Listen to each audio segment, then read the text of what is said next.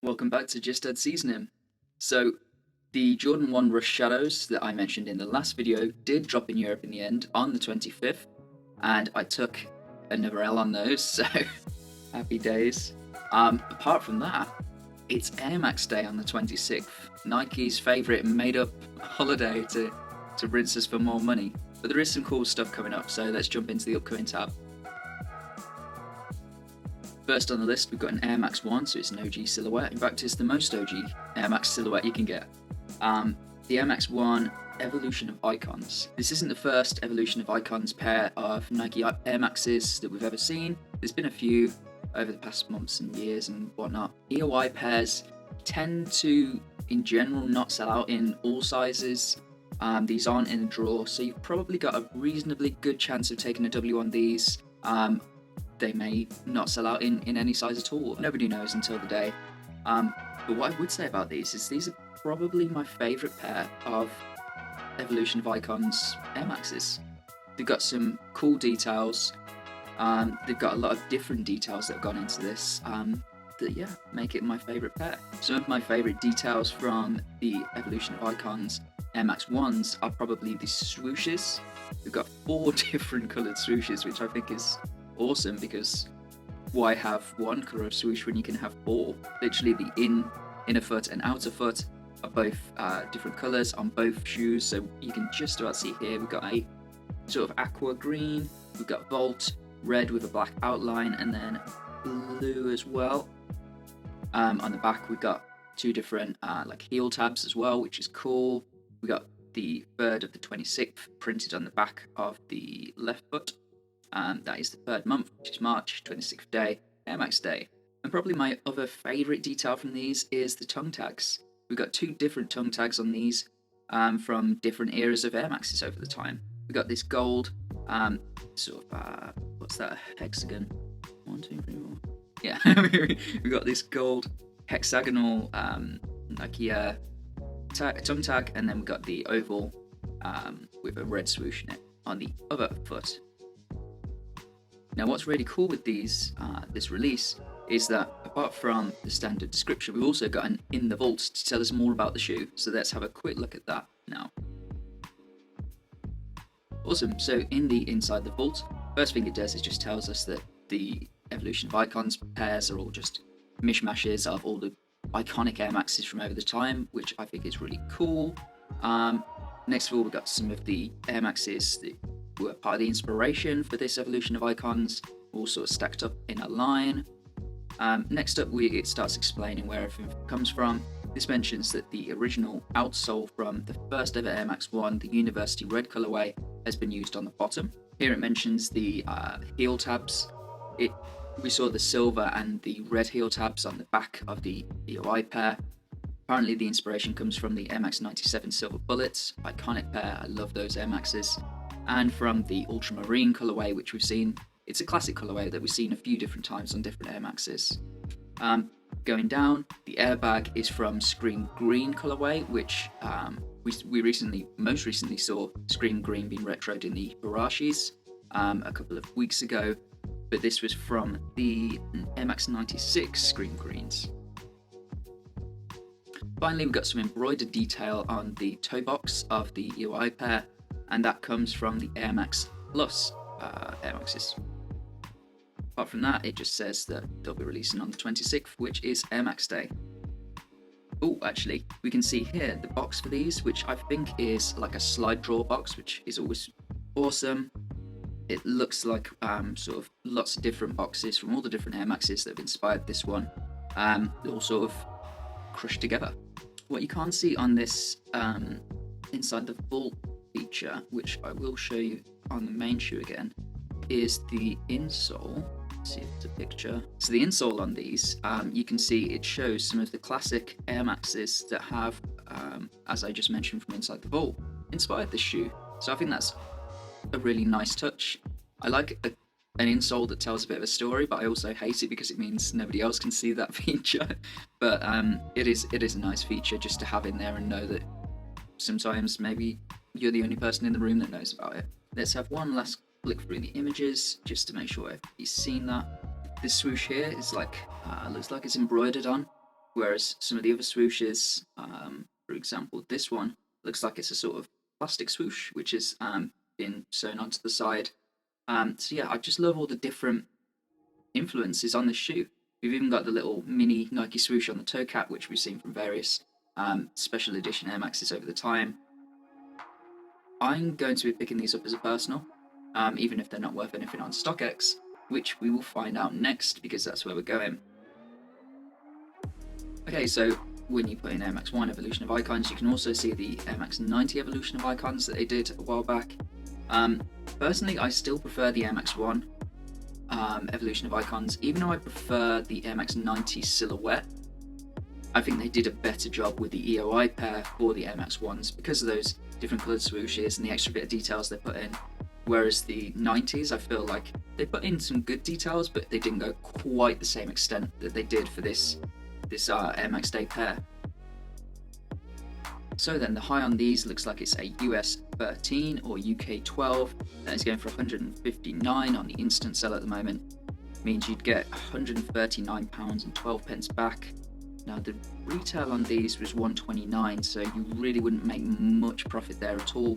As I said, the EOIs don't always sell out, so, and it's not in a drawer. These possibly aren't the best shoes to be buying if you're hoping to resell them. On the lower end, we've got a ridiculous US 4.5, UK 3.5 at £71. Nobody in their right mind would buy them at retail and then sell them that much lower. Personally, I'd say pick them up for a personal pair, definitely. There is a hell of a lot of white on there, which I don't always like because they're a nightmare to keep clean, but you know what? I think these will be worth keeping them clean for. And that's all I can say on the Air Max 1 EOIs. Moving on the same day, on Air Max Day, we've got a brand new silhouette called the Air Max Pre-Day. Now, we've seen new Air Max silhouettes launch before on Air Max Day. Last year we had the Air Max 2090, which was essentially an Air Max 90 with a different airbag at the back of it.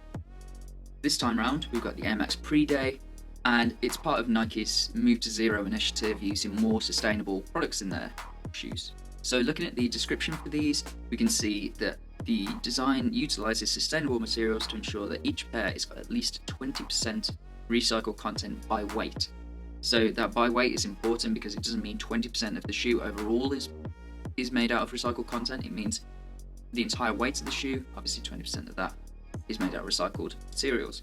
I can say that the suede and the polyester used in the upper are apparently made out of recycled materials, which kind of makes sense because most of the weight is going to come from the EVA foam sole.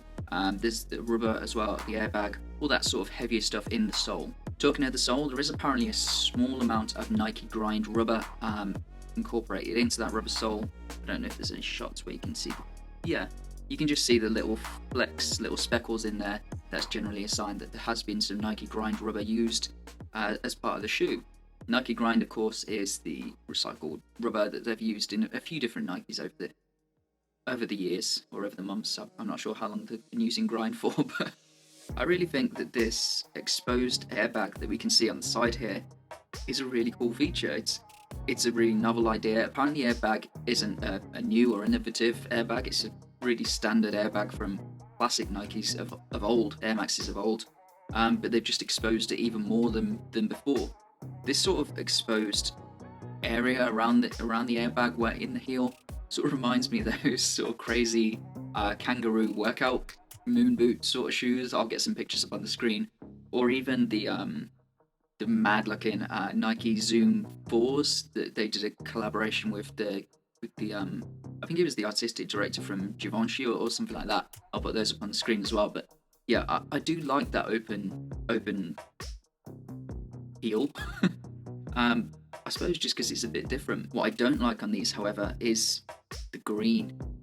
I mean, it's not awful, and I can really understand why they go for green for the first ever Air Max Pre-Day, because they're really trying to push the fact that it's using sustainable materials, which is awesome. But I don't know, just yeah, it's I can't see myself wearing these, which is a shame because I would like the first ever pair with Air Max Pre-Days, but I think I'm going to have to sit on these for a little bit longer to see if some more wearable colorways come out in the next few months. So looking into StockX, we can actually see in StockX that we got the liquid lime green ones that are launching on the 26th. But next to them, we can see there's also a Summit white pair. They look a little bit better. Maybe those are closer to something I'd wear. Maybe keep the black swoosh from the liquid lime, and those might have looked okay. But let's carry on looking at the liquid lime for now. So the high on these is a US size 15, UK size 14. That is for £128. You take home £112. These retail at $115 basically.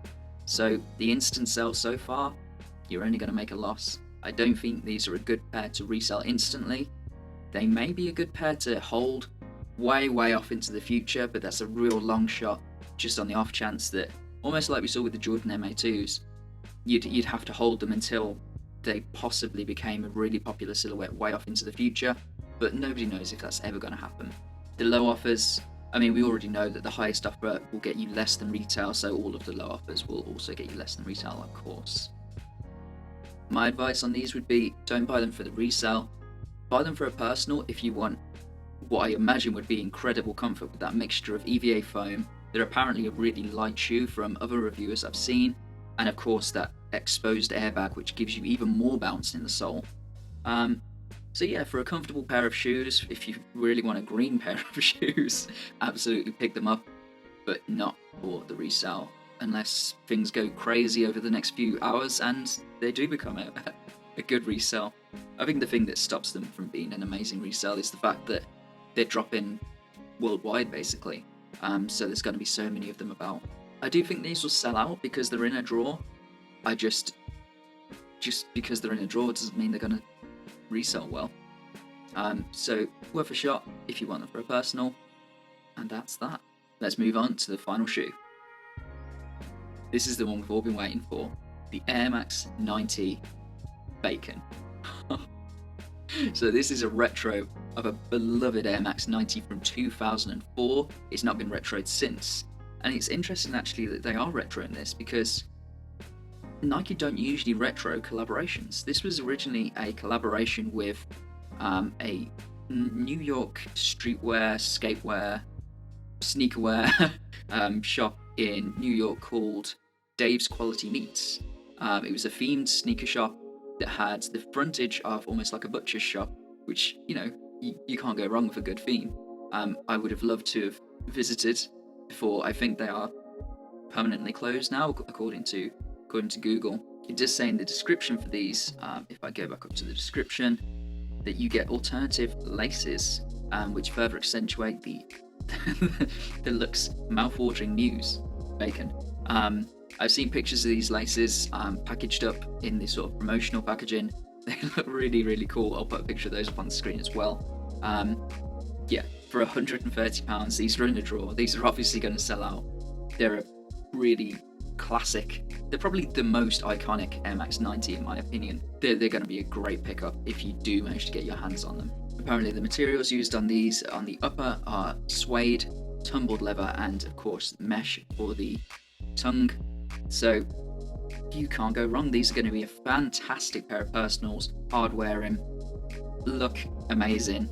There is a significant fan base for the original version of this shoe, so I imagine that the retro is going to sell well as well. If you do want to sell them, of course, many people will want to keep hold of these because you can probably pair them with quite a few different outfits and they would pop. But let's have a look at StockX anyway. Okay, so we can see here the lowest ask on the originals from 2004 is £840. So you can see just what a fan base these shoes have got.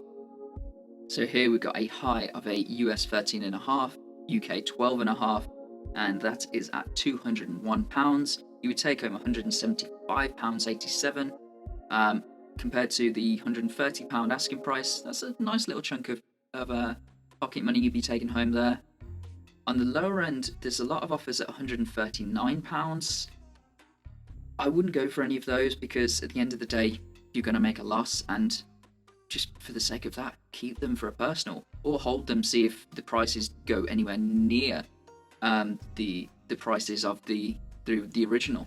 Of course, prices of retros never quite do as well as the originals, but there's gonna be a market for these for sure. So good luck to absolutely everybody that's going to be trying to cop these on Air Max Day. They're probably the star of the show on Air Max Day 2021. To be honest, the hype has been building for a long time. There's a lot of people who want to get their hands on these, and I can see why. I'd wear these, absolutely. So that's it for today. There's no more Air Maxes to look at on Air Max Day unless they drop any surprises on us. They have got live streams on the Sneakers app of different people talking about Air Maxes throughout the day, which might be quite interesting if you're interested in that. I said a lot of interestings then.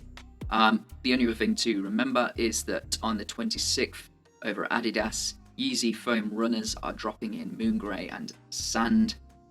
Two colorways that both look amazing. Personally, I'd go for the Moon Grey, but the chances of me getting my hands on those is almost impossible.